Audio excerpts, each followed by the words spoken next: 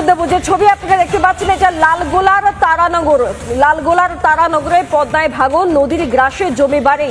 ভাঙন পরিদর্শনে যান নওশাদ সিদ্দিকী। রাজ্য সরকারকে নিশানা নওশাদের।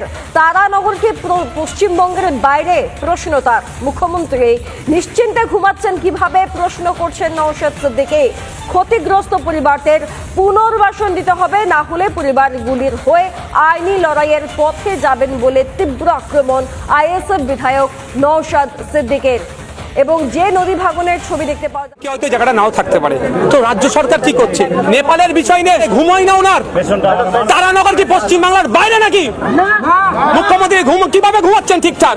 গ্রামীণ সমস্যা বলে তাকাচ্ছে না। তাদের একটাই বক্তব্য, খাবার না দিলেও আমাদের চলবে, আমাদের মাথা গোজার একটা জায়গার ব্যবস্থা করুন।